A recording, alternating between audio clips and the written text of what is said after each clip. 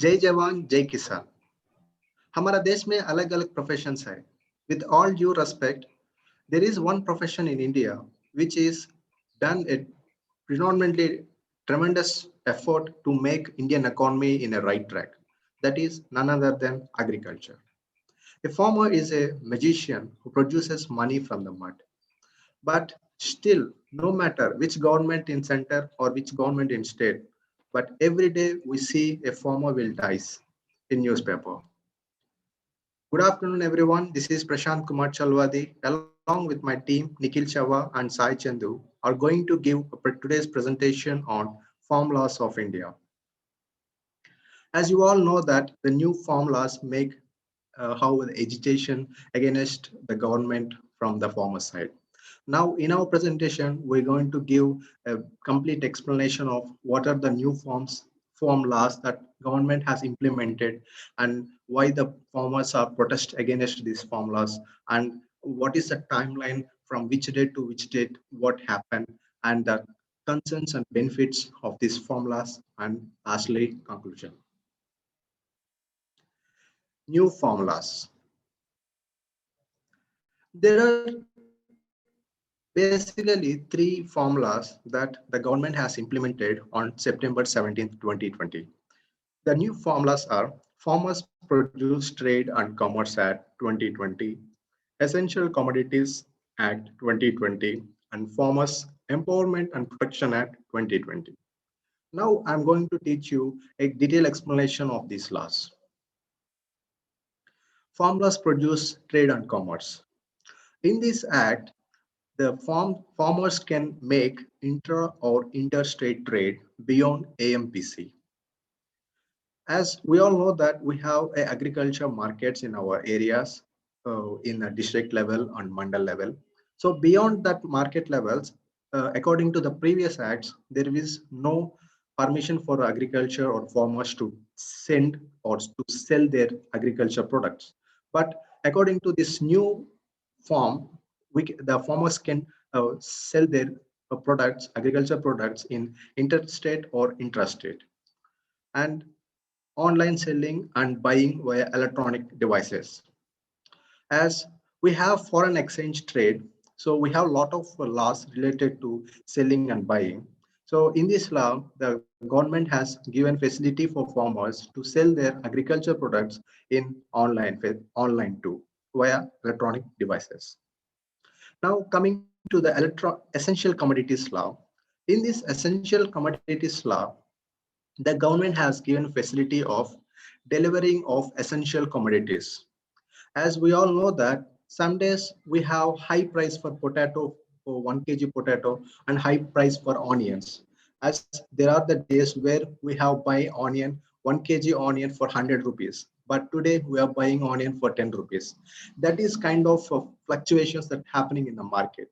So in order to make this black marketing, in order to remove this black marketing, government introduced this Essential Commodities Act in order to give all the commodities, essential commodities for farmers as well as common man to be in a common track.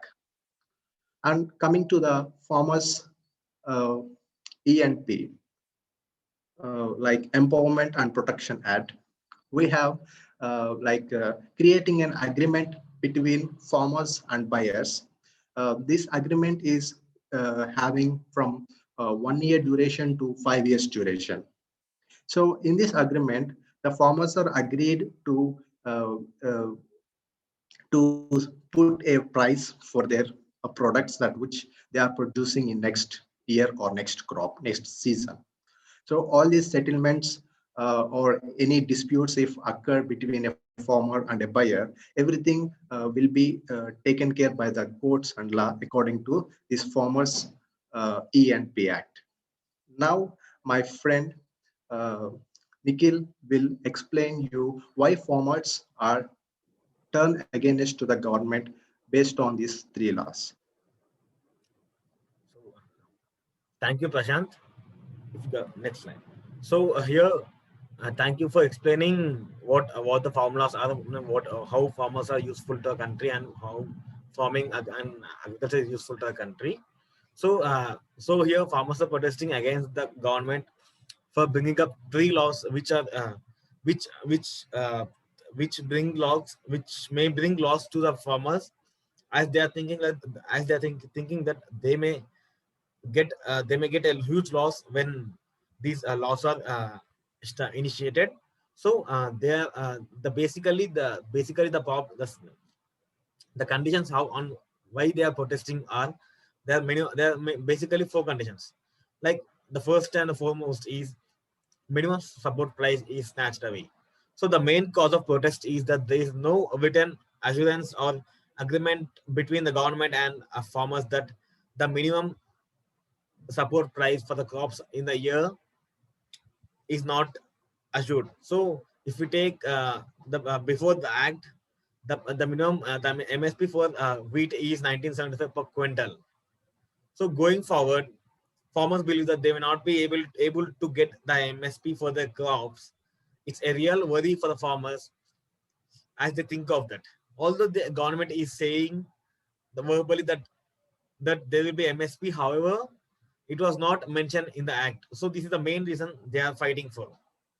So as per the new bill, farmers are free to sell their products anywhere in India. This is the benefit for people, but they are not. They are against even to this bill which passed in the Rajya Sabha. So it was happening. So if you see earlier, farmers were eligible to sell their crops anywhere in India before this Farmers Act. But due to the financial obligations, farmers were not opting for it. So we have to keep one thing in mind that India is agricultural land where 85% of our farmers have the land below 2 acres, which is mostly we seen in every state, and particularly in Telangana, it's practically really difficult to sell the crop in and different districts and states. Forget about the countries. So approximately it costs around 800 to 1,000 rupees per acre for a farmer to hire a tractor and trolley to send and produce to the nearest mandi, which means like a warehouse. Consequently or virtually, it's quite difficult for an average farmer to sell the product to different districts or states. And the third is contract farming. So farmers and private players can sign up the contract at the agreed cross price. Any dispute between a farmer and a private player can only be resolved by the local bureaucracy, that is government, which is the only mediator between the private person and a farmer. So farmers are not entitled to reach out to the judiciary. Farmers are believing that it would be a favor for big corporate companies and players where they can get a good profit amount by these acts. The last is the last and the final act is final problem which they are thinking of, that is holding. Now unlimited stocks. So if you see now unlimited stocks of crop is allowed. So considering small farmers would not have the warehouse to store their crops. So corporate companies would stockpile these crops and they would take this opportunity to generate an artificial fluctuation of the prices. That is the rise in the prices of the pesticides, the crops, and everything. So in the next slide, and so in this by these reasons, they think that these laws are against the government. So they have started protest on November 3rd by November 3rd by doing a roadblock around the countries. So, and there is and it have gone for 2.5 months, and after 2.5 months on Republic Day, after the day of Republic Day, the government has have came into an agreement between the farmers and the government. So if you see, then in the next slide we will see how the farmers are protested and what are the talks between government and the farmers have been done. So in after the big protest against the new farm laws, including a national road-wide block on November 3rd, farmers union from Punjab and Haryana called for the movement called Delhi Chalo movement. So the Delhi police, however, rejected their request to march to a capital city. due to the COVID-19 protocols. And on November 28th, Home Minister Amit Shah offered talks to the farmers as soon as they vacate Delhi borders and move to the designated places. On the December 3rd, the government holds a first round of talks between the government and the representatives of farmers, but the meeting remains inconclusive, and no statement have been passed as the meeting has not been successful. On So if you see the timeline there in the second box of the slide, the the the first round, the second round has also held, but there is no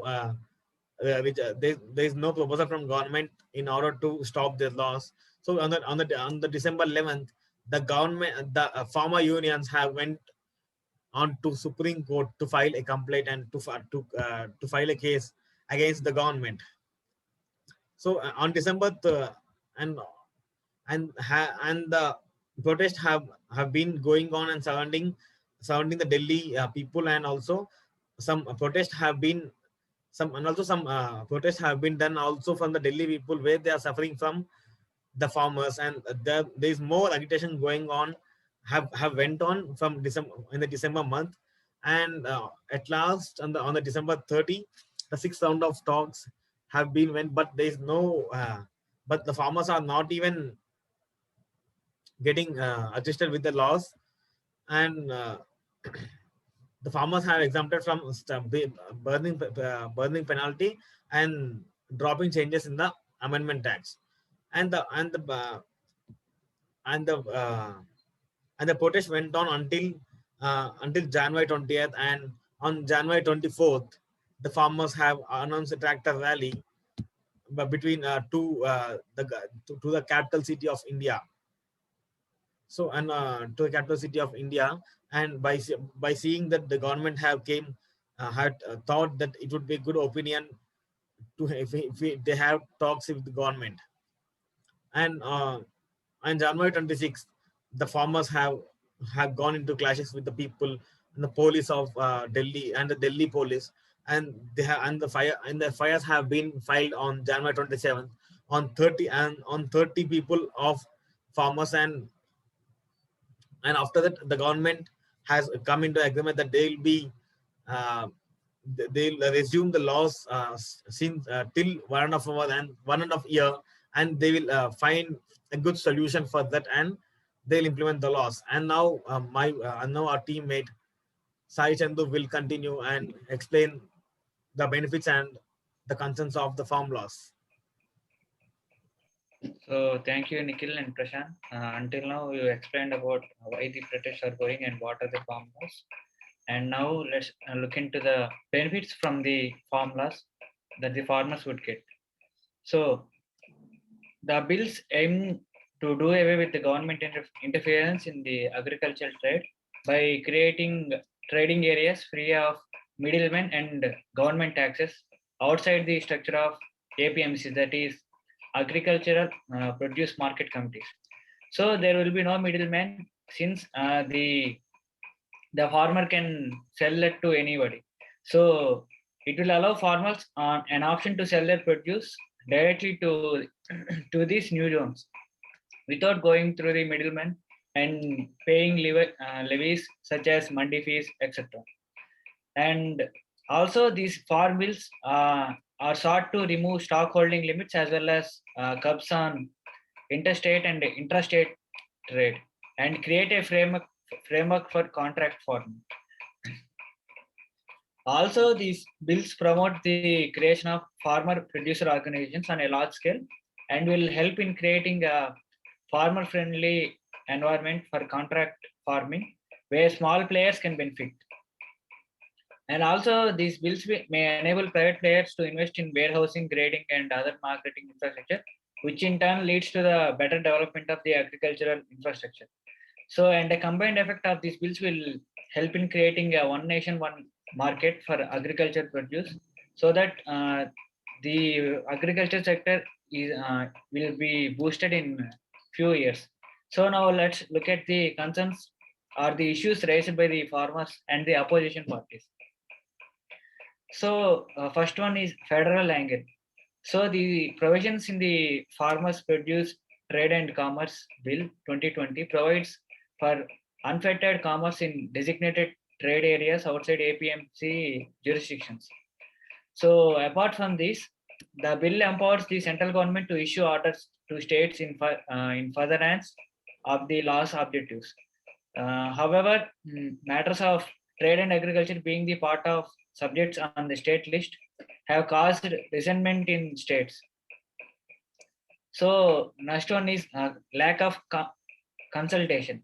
So first the ordinance route and now the hastily attempt to pass the bills without proper consultation adds to the mistrust among various stakeholders, including farmers.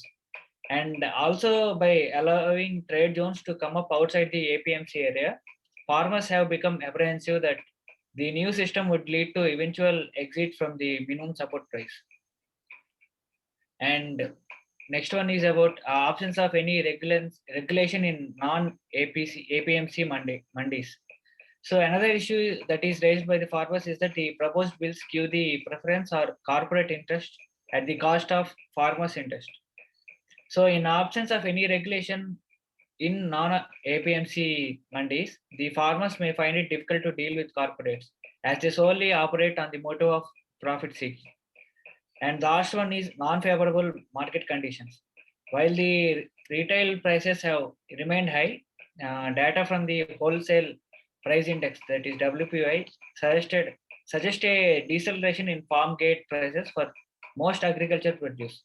So with rising input cost, farmers do not see the free market-based framework providing them remunerative prices. And also these fears gain strength with the experience of states such as Bihar, which abolished APMCs in 2006. And after the abolition of mandis, farmers in Bihar on average received lower price compared to the MSP for most crops. And now coming to the conclusion, until now we have seen the what are the formulas and how can it benefit to the farmers and what are the provisions of the formulas and why why it ignited a fight in the farmers in certain areas like Punjab and Haryana. And we have also seen the timeline about the protest and their events in an occurrence. And from that our team we want to tell our viewpoint that so instead of focusing on all this, the government should massively fund the expansion of the APMC market system and make efforts to remove trade cartels and provide farmers good roads, logistics of scale and real-time information. That is by increasing the infrastructure that will ultimately lead in the profit of the farmers.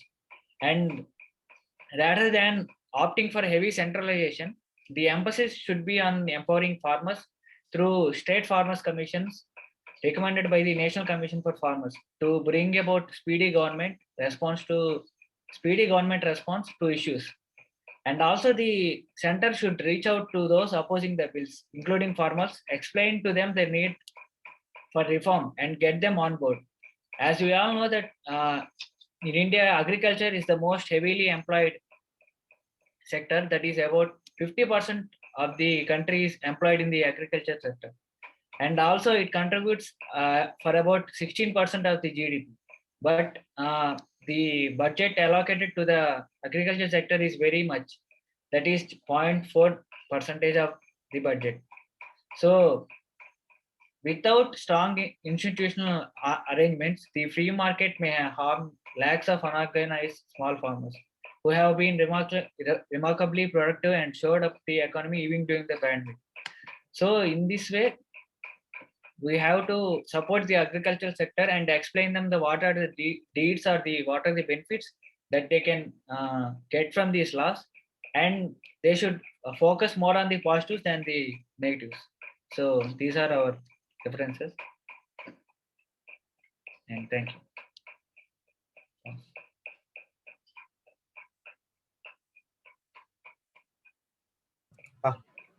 Okay, coming to the feedback, guys.